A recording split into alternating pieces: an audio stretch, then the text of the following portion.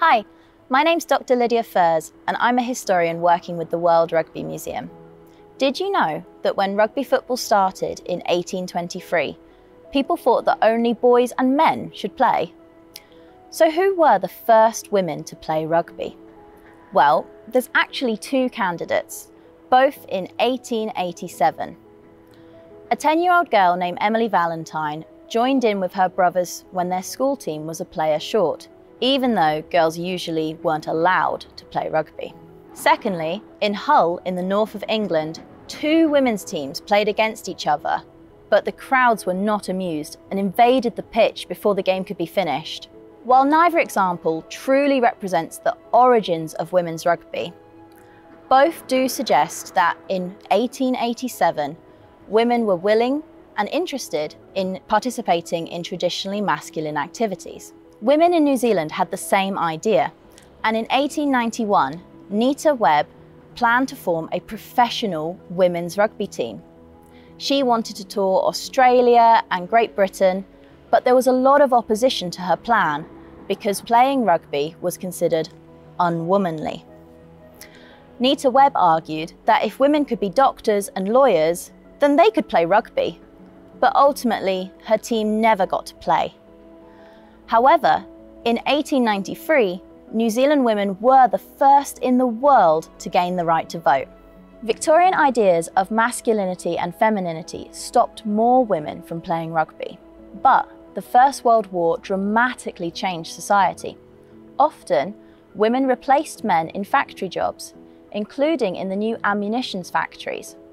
Young women took up these dangerous jobs making explosives because they were paid well.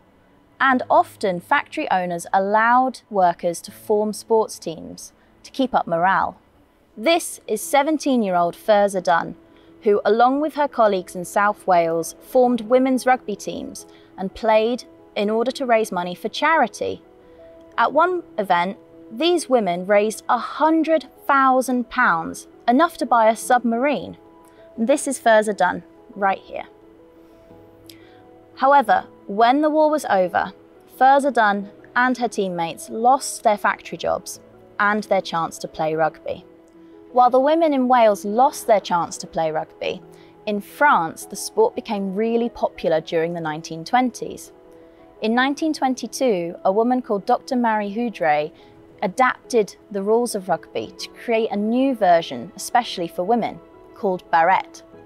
Barrette became really popular in Paris, even though the French Rugby Federation tried to ban it.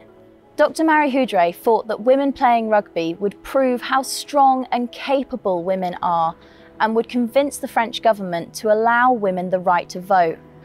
However, France became more socially conservative during the 1930s, and the funding and support for women's sports, particularly physical team sports like rugby and football, disappeared. None of these early examples started women's rugby as we know the game today.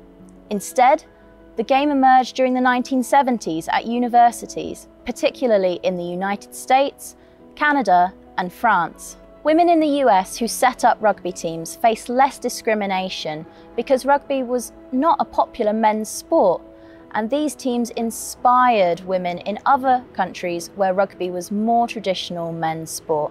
Soon, enough countries were playing for a Women's Rugby World Cup to be held in 1991.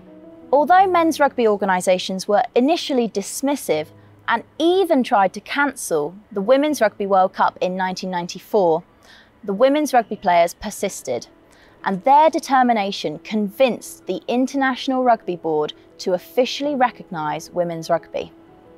Indeed, without women, rugby would never have become an Olympic sport, because the Olympics decided, from 1991, that all new sports needed to have events for both men and women.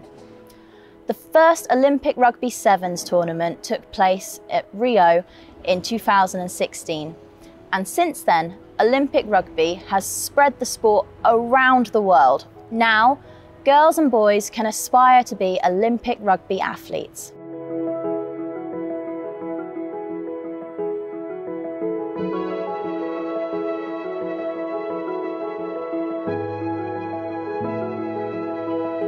If you've been inspired by the history of women's rugby, you can find out more at the World Rugby Museum or by reading stories online. How would you feel if somebody told you you couldn't do something fun just because you were a girl or a boy?